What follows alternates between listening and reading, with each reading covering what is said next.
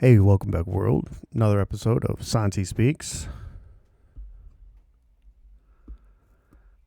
What that means is debatable. I am checking another topic. There we go. That's a good word for it. Bounced around there several times, but I'm checking another topic off of my bucket list of things to do. I'm back in the studio, and one of the things that has been on my list, on top of my list, but I always made it a to do tomorrow thing, is provide. I'm going to call it entertainment. I'm going to try and get comfortable with the word entertainment, but I'm going to call it entertainment out to the world. For about the last 20 or so years, I've been writing down a lot of things that make me happy, things I think are funny. I take the world and just really paid attention to the world and what was happening, and I write these things down so I don't forget them.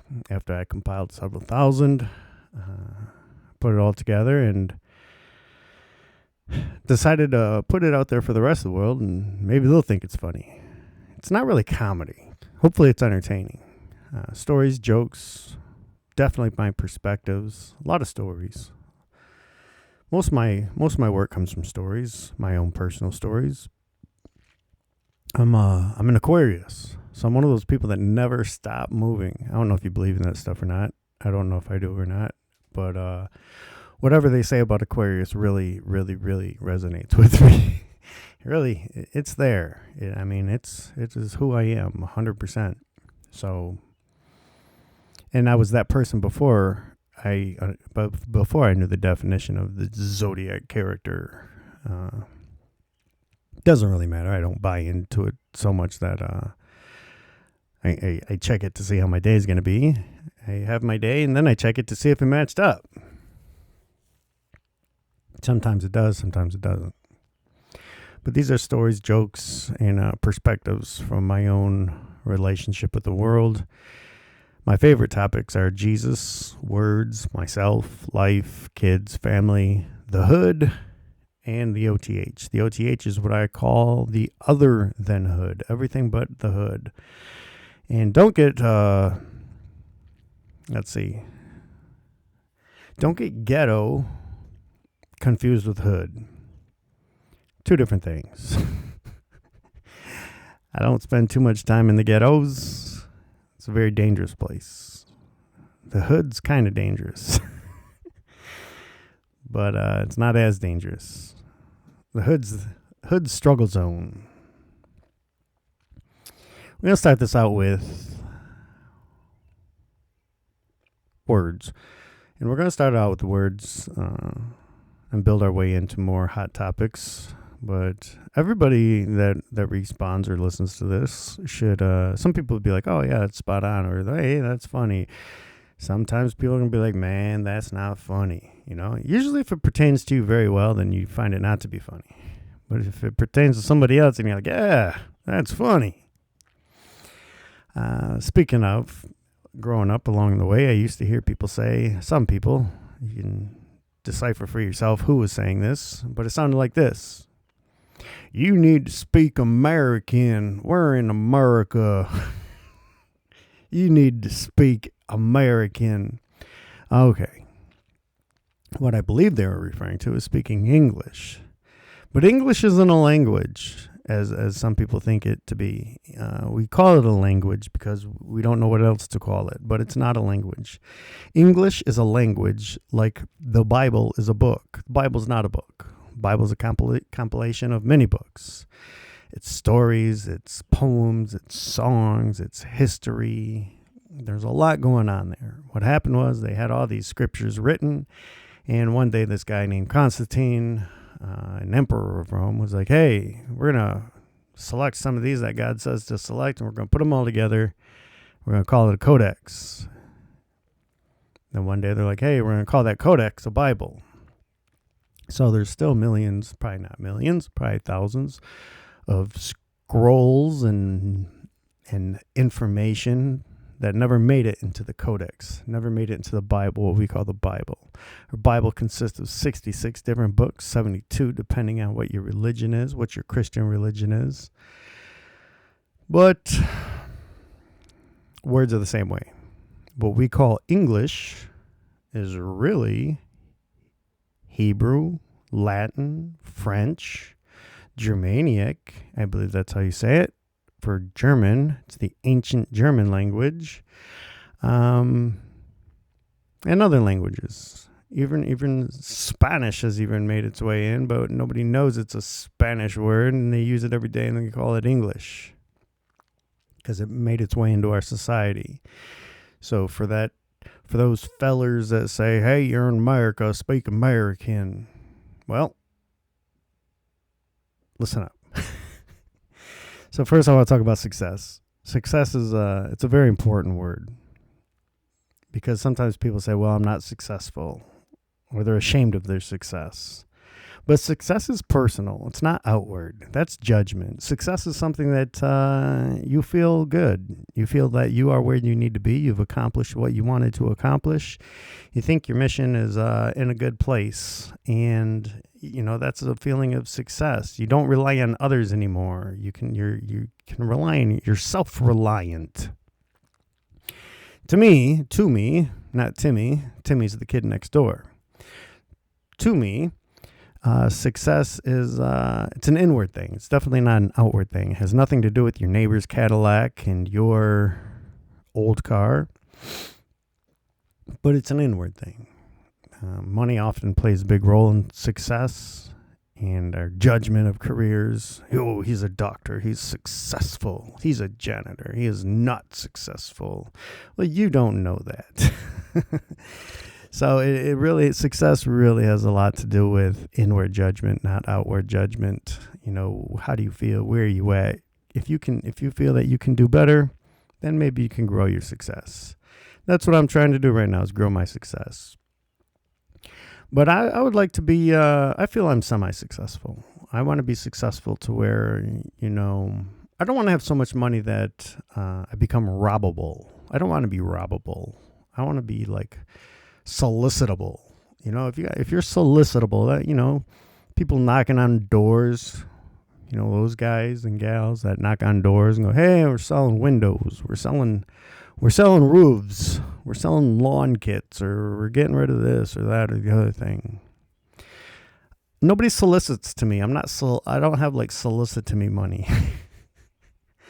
I don't have solicit to me money yet. That sounds like it could be a good experience. People are like, "Hey, we feel that you have enough money for a new door. If you're interested, we sell doors." I mean, you can obviously look and go, "Hey, that guy could use a new door," but he probably can't afford one right now.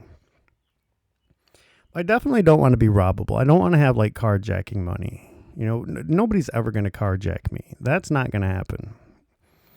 My vehicle, they're more likely going to solicit to me.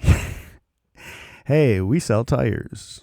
Looks like you could use some. We sell back windows. Looks like you could use one. We sell saran wrap. Looks like you could put it over that window."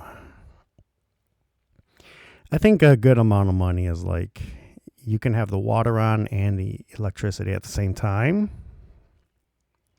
That's a good amount of money right there. If you can have the lights and the water on, if you can have a glass of water and dinner while you watch TV, I mean, you're doing pretty good. We don't all have that kind of money. So, take care of the utilities and a little bit extra, a little bit of walking around money, like my dad used to say. My dad used to say when I was growing up, here's some walking around money, a little pocket money. You don't want to be out there with no money. Give me $1. I'm like, that's like, this is going to date me a little bit, but I was like, that's like 10 phone calls on the corner. Maybe 4. I don't remember if it was a dime or a quarter. It went up a lot. Then somebody got rid of all the phones. But that's kind of money, that's good money right there. You don't want to be robbable. I mean, there's people out there right now that look robbable. The only thing you're going to get from them is a felony. They have nothing. A lot of people look robbable, but they're not. A lot of people, you carjack them and their car's on empty. You're not getting far. See, that's where we cross like hood and other than hood. Another word, bless his heart. Moving on. Bless his heart. People say, oh, bless his heart. I say, I mean, that sounds great, but I'd rather you bless my finances, to be honest. God's got my heart. God will take care of my heart. I'm good with God. We're tight. God's going to take care of my heart. In Jesus' name. That kind of God. God's going to take care of my heart. I need you to take care of my finances. Bless my finances. Again with the heart. These organs, I tell you what. Another heart. Oh, he's got a heart of gold. Doubt it. Seems like he'd be dead. It's more like a heart of an organ and arteries and veins and blood and stuff. I don't know much. Capillaries? Is that a heart thing? Sounds like it. It's like if somebody says, hey, man, you look like you put on a few pounds. You can't be like, well, got myself a heart of gold. Gold's heavy, you know. Moving on right away. You see where we're going. As I continue down this path, you can probably fill these in and question them yourself. That's what I did to get to where I'm at. And right away, hey, I need you to do this right away. Boss says, I need you to take care of this right away. That doesn't even mean anything. I got right and wrong. And I've got right and left. What is right? So if I go to the right, but I go away, you mean you want me to do it over there? How about I'll do it right far away, really far away. Hey, I need you to take care of this right away. Yes, sir, I'll take care of it really right far away. You can say wrong in here. Hey, I need you to take care of this. Yeah, I'll take care of it. Wrong and right here. But you can't say right away. It means nothing. What are we saying? Sticks and stones will break my bones, but names will never hurt me. Number one, I don't think that's true. I don't think it holds much water. Especially being it's little kids that usually say this. You never have it hear an adult say these things. You know, you never hear an adult be accosted with harsh language and say, hey, man, you're in a bar, getting in a bar fight. And you're like, dude, sticks and stones will break my bones. But names? Nothing. However, on that note, sticks and stones will break my bones, but names will never hurt me. Even as a child, it's like, so what are you saying? You want me to go and get some sticks and stones and come back and beat you? That's some bad information. It sounds like something that I would have received as a child. No offense to my parents, but I was neglected in the art of self-defense. To take that point home, I was in high school. I was at a Catholic school, a Catholic private school, where there are more mean kids than there are in the public schools, where the gangs are. I was in a Catholic school, and I was getting picked on by elders, the elder classmen, and these several boys that would find it a daily routine to beat me up, push me around, make fun of me. And they did so by calling me taco and burrito and other Mexican insults. And one day I went home and I told my mom I couldn't take it anymore. I said, Mom, these guys, this is what they're saying, these white kids, call me taco and burrito as they push me around. And she didn't tell me to take sticks and stones with me. In fact, she told me to go and call him a Polish sausage. It didn't seem like a good response at the time. It still doesn't. But that's what I equipped myself with. And I went back and I said, Mom. No, I didn't say Mom. That would have been even weirder. They said taco and pushed me around, and I looked at him, and he's bigger than me, so I looked up. I said, oh, yeah? Polish sausage? And I got a black eye. And I went home and I said, Mom, it didn't work.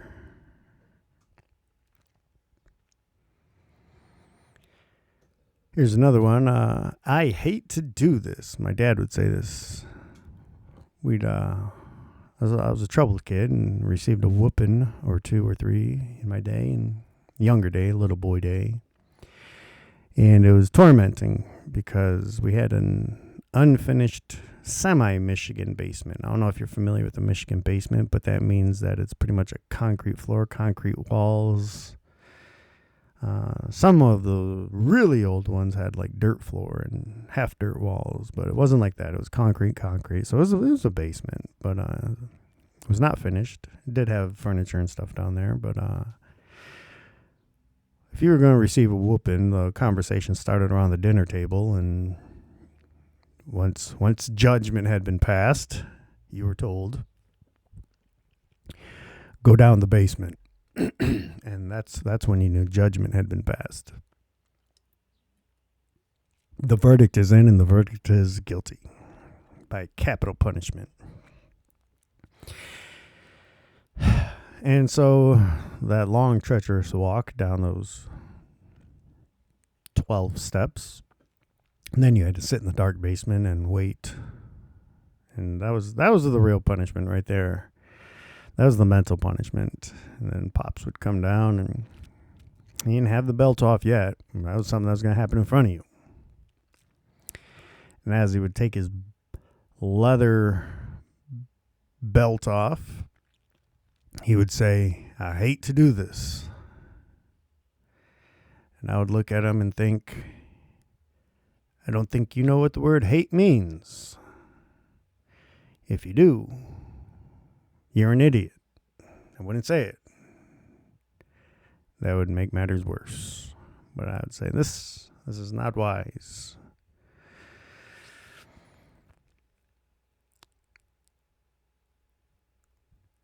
The next thing is reckon.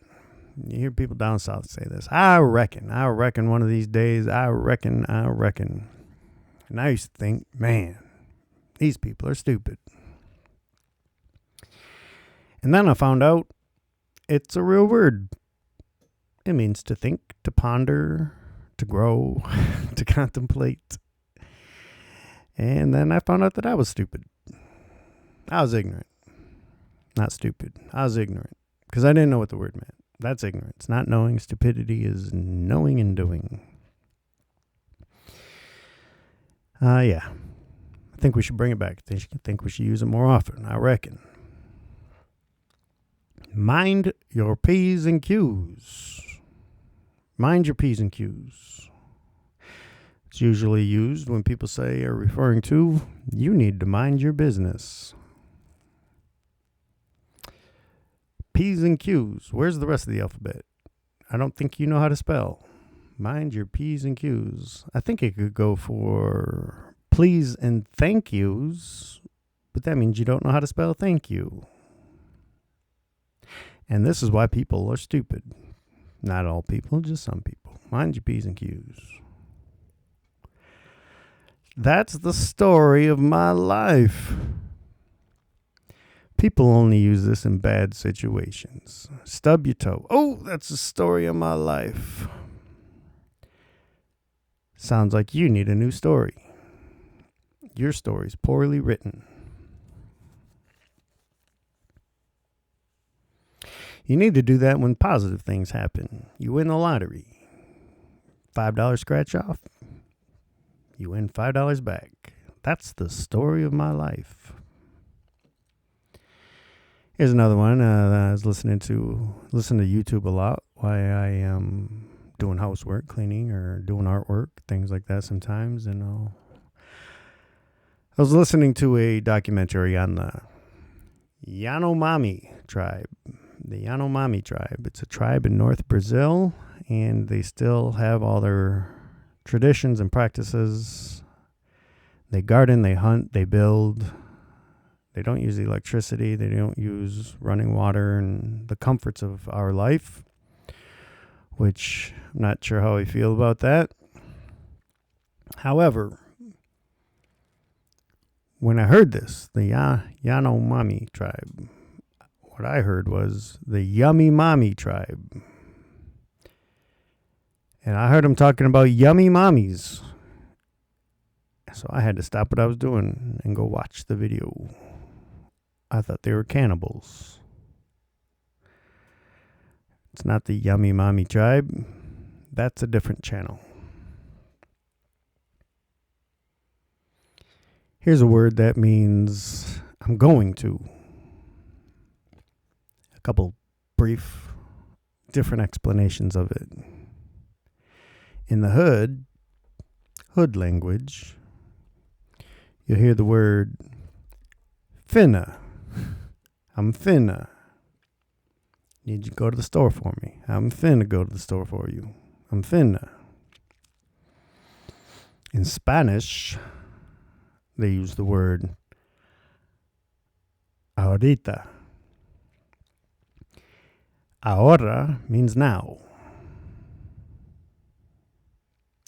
Ahora, now.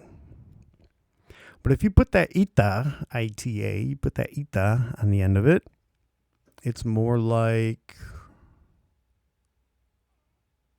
it means a little bit. Little bit. Chiquita. Little bit. Little person. Little girl. Un poquito. Well, you say un poquito. Little bit.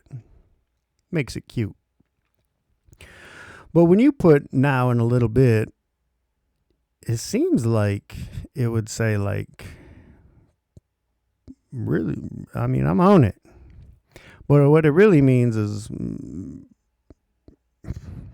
later today, in a couple minutes, in an hour next week, or it might just mean that it's not going to happen. It just might not happen. So we got hood, finna.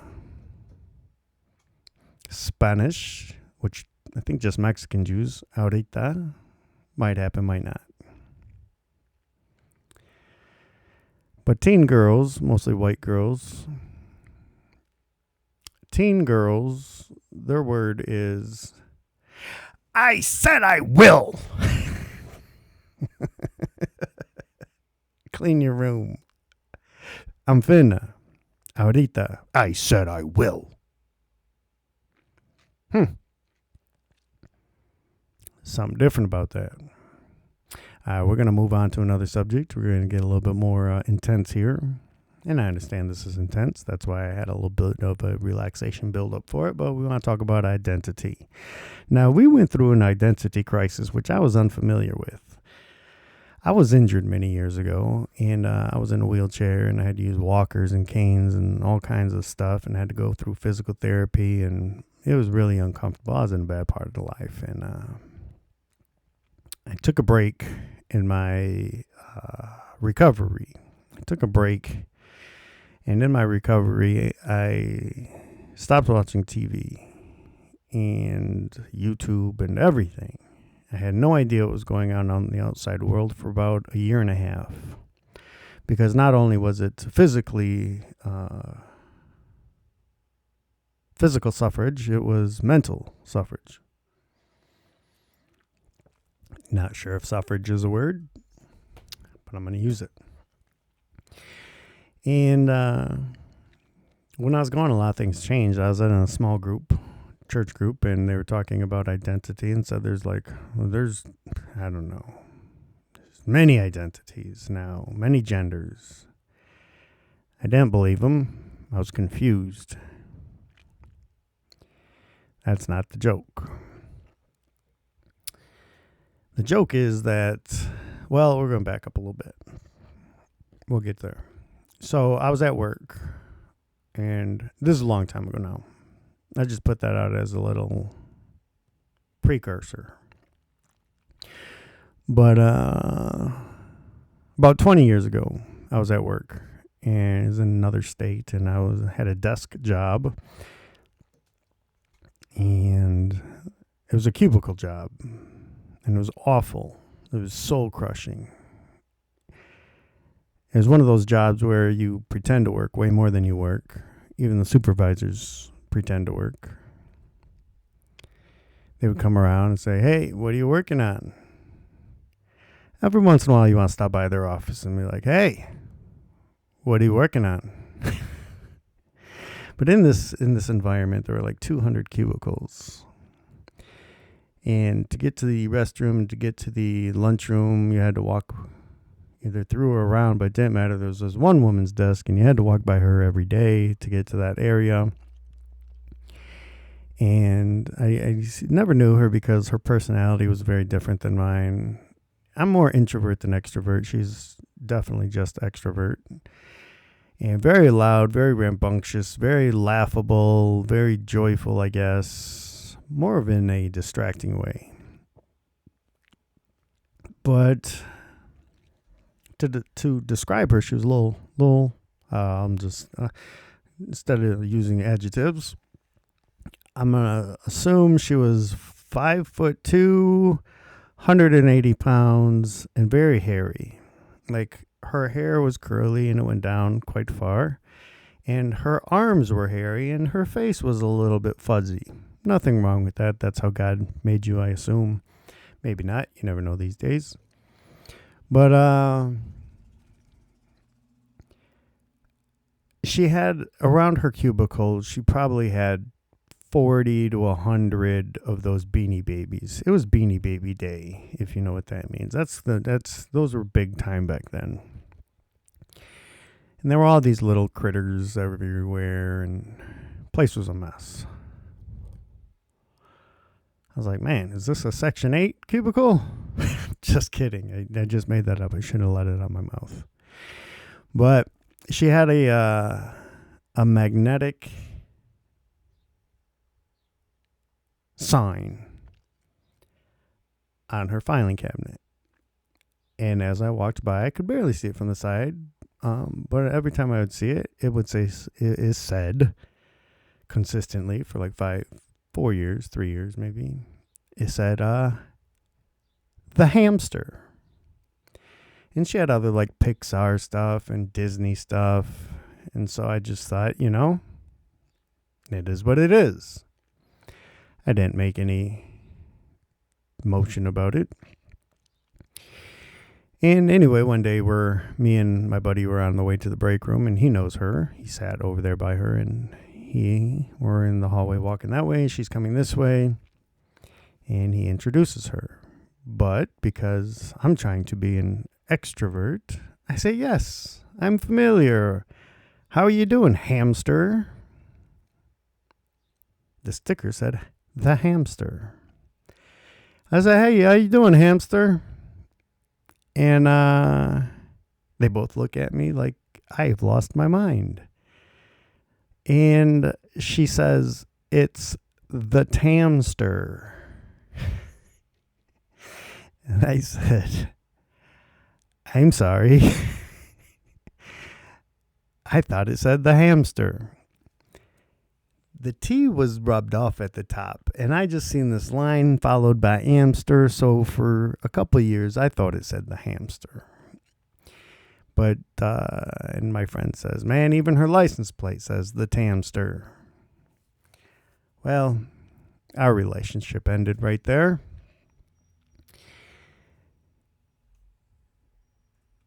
The next one I want to share is very strange. This is where we get back to identity. And now, this is a couple years ago. I work at a different job, a different state, different city. Started work at 5 a.m. But at 4:45, I'm driving through the pretty empty city, except for things that happen in the middle of the night that are up to no good. See a lot of homeless people just falling asleep. See a lot of prostitution, things of that nature occurring. And every day, I'd have to go the same way. And I was at a light that I usually get stopped at. And I'm waiting there, and there's usually nobody in this corner across the street from me. And on this particular day, I see a pretty good-looking, pretty attractive, I'll say, Asian woman. A little taller for an Asian woman, but very tight. Not tight, but very elegant. Silverish, glittery, full length, all the way down to the high heels, silver gown. Long black hair, well done. I'm like, wow, she does not fit the storyline here. It's like, I wonder what's happening. Light turns green, take off. A couple days later, same thing. Same Asian woman. It's like, wait, what's going on, man? I know she's not a woman of the night. She just doesn't look the narrative, you know? She doesn't look like it's been a really, really rough night. And think nothing further, and I drive away. A couple days later, same woman, but now there's a man there. I'm intrigued. I'm thinking, this does not look natural. Something is happening here. A beautiful Asian woman on this corner at 4:30 in the morning, wearing this gown. Looks like she'd be on her way to a gala. Gala, I believe. You know, a nice dinner and etc. Well, on this particular day, as I'm thinking this at the red light, she reaches down towards her high heels and she pulls the dress up and she pulls a penis out. She begins to urinate on the street light. And I think to myself, you got me. 100% she got me. So that's where this DIY comes in at. Do it yourself. I don't think you should be doing that yourself. I don't think it's fair. Maybe that's what it is. Just my opinion. I don't think it's fair to change your identity like that yourself. I think it's confusing.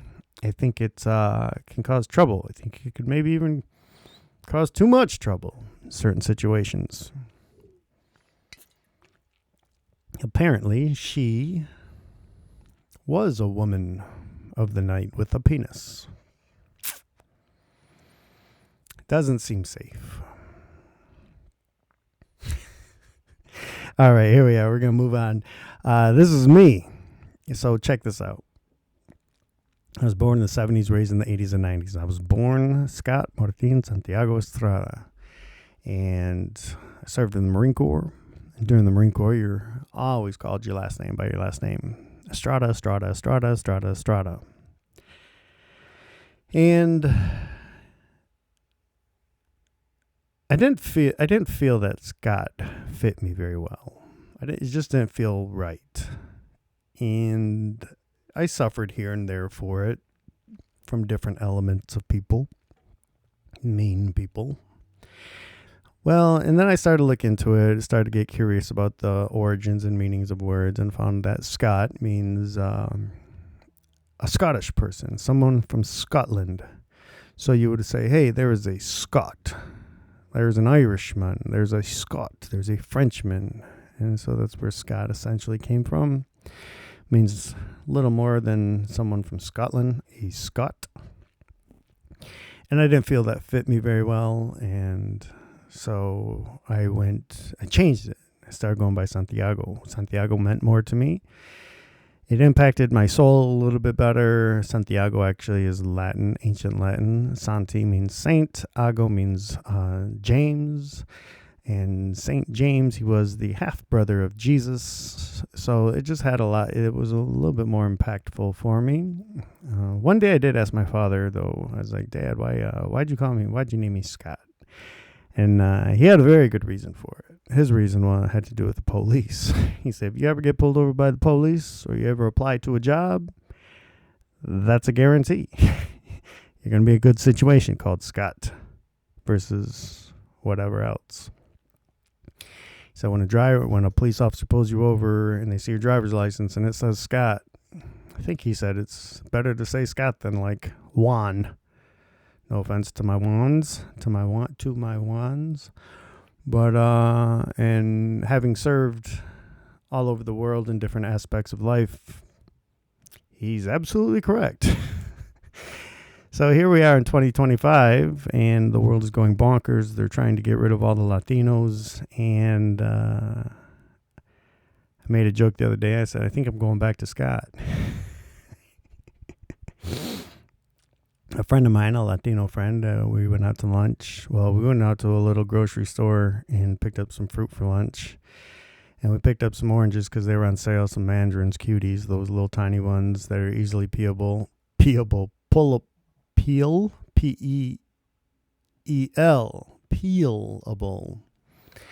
And if you don't know about, Mexicans, especially in Los Angeles and New York, bigger cities like that, a lot of Latinos sell oranges. A lot of immigrants sell oranges on the corners for, a little side hustle to make some money. And so we had our oranges, and we're walking down the street back to the truck, and because ice is everywhere, I said, "Man, this feels dangerous." So I think I'm gonna hide mine. So I took my oranges, my pack of 5 pounds of oranges, which isn't really that big. I think they're lying, because there's the cuties, and there's only like 6 of them in there, and they say it's a 5-pound bag. I think you're lying. But I stuck them under my shirt, and then he was like, "Man, yeah, you're right." And he stuck his under his shirt, and now it looked like that we were 2 men that were together, and we were both pregnant, walking down the street, which I think was probably even worse. Moving on. Let me tell you a quick story that could or could not be true. My time as a juror. I was living in another state, working in an awful place, awful cubicle nightmare. And the crime was this. It was a felony, but it was a weak one. This guy got put out of his house for a domestic situation. And one day he goes and he gets drunk after work. He goes home and he kicks the front door open because he's locked out. Kicks the front door open, goes in, gets some of his stuff, and he moves his significant other, spouse, out of the way to get out of the house. Well, while this is going on, she calls the police. The police come. He doesn't even get the opportunity to leave before he's detained. So he's arrested for breaking an entry or unlawful entry by force, DV, theft, a couple other things, probably resisting arrest, etc. And so as a jury, we have to deliberate on this. And I was in a financial state of being that my lunch consisted of peanut butter and jelly and a banana and a bottle of water. We get up to the jury room, and about noon-ish time, the jury, somebody comes up. Not the jury, we're the jury. Somebody comes up and takes our lunch order. We get pizza or Chinese food. I'm like, wow, this is nice. I'm not at work, not burning a vacation day, not using a sick call day, and I'm getting a lunch out of this. So long story short is everybody voted guilty. He's guilty, His footprint was on the door. The police were there, all kinds. Well, I wanted to give him the benefit of the doubt, and the Chinese was good. I voted not guilty. I maintained my vote for 3 days until Chinese was no longer good, and he was successfully found guilty. He knew he was guilty. I knew I liked Chinese food. We're going to move on. Young me. I never did well in school because I had other neighborhood recess, walk home worries that I had to contend with that were always on my mind. I had been jumped a few times, been robbed a few times, been injured a few times. And so these were the things that were on my mind. So when it came to the things of the school, like pop quizzes, tests, exams, I thought they were nonsense. I didn't care. I was more worried about my physical health. And I thought, it's all the same when you don't prepare yourself properly anyhow. So I never took any of these matters serious. And I didn't do very well, but I always filled in the answers A, B, C, D, made things up. I tried my best for somebody that didn't do the work. Well, this didn't work out so well because in kindergarten, I believe it's kindergarten or first grade, somewhere around there where this happens. And I just remembered about this story the other day because I've been watching TikTok and YouTube, and everybody's talking about the Gifted and Talented program and how NASA or somebody was using us to pull kids aside who had special talents, the Gifted and Talented program. I didn't have to worry about that because the test that they were giving us actually put me in the slow classes. I was considered slower than the rest of the students. I was in the special classes. I didn't ride the special bus, but all my classes were special. And the problem with that I found was that there were kids in there that were definitely visually, mentally special. You could tell that they had different things going on up there. And the hard part was they were doing better than me. They did better than me on tests and quizzes and reading and spelling. And so I felt pretty down about myself. Struggled there a little bit. I actually did the same thing in the Marine Corps when you go to take a test called the ASVAB and join the Marines. And you wouldn't think that there would be an intelligence test, but there is for the Marines. I thought it was all basic infantry. But you had to take an ASVAB, and I took this ASVAB, and I did my normal thing. It's kind of called, guessing, guessing the answers. But for whatever I did, it got me a really good spot, and I got a really good job of loading ships and airplanes for wartime deployment. And I was put in charge of like $500 million worth of equipment, from tanks and planes to all the way down to food and basic resources. That was really interesting. But that's where I learned that I was like, hey, I'm not dumb. I got this. Because not only did I get it on a test, but I was able to do the job. At one point in time, I was probably going somewhere else with that, but I'm going to leave it right there. Here we go with, this is still me, but I'm tired of, at this point in my life, over 50 years old, I am tired of trying to keep things alive. From pets to people. It's exhausting. No more friends, no more family, no more pets. If you got to depend on me for your life, you're in trouble. But where I work, there's a lot of birds, and the birds have nests, and the baby birds fall out, and I like them. They're cute, but I always have to rescue them and put them back in their nests. People say you shouldn't put them back in their nest, but if you don't, because there's so much traffic, they get run over and they get squished. And then I think about all the things that I could have done to save this bird. So I try and put them back if I can reach the nest. Try and take care of them. I thought about bringing them home. But before that, I was like, you know what? I'm going to look up on YouTube and find out how to take care of a baby pigeon. And I found out that they have to eat 5 times a day. I was like, wow, you're better getting run over than starving to death. Because I'm not taking care of anything that needs to eat 5 times a day. I could probably do it once, one day. I don't eat 5 times a day. If I don't eat 5 times a day, there's no way I'm going to remember to feed you 5 times a day. It's not going to happen. And I thought sparrows. Well, sparrows, that's a smaller bird. Let me see about them. Every 3 hours. If it wasn't for my wife, my kids would not be alive. It wouldn't happen. I'm not feeding you that much. I might remember to, but it's a lot of work. It's hard. Lastly, a little bit about me, and we're going to wrap this up.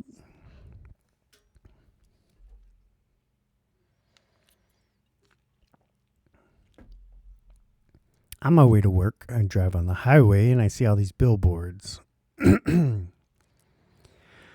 For different things, but when I'm on my way to work that early in the morning, I'm pretty much the only one driving, so you get a chance to read the billboards and really think about them.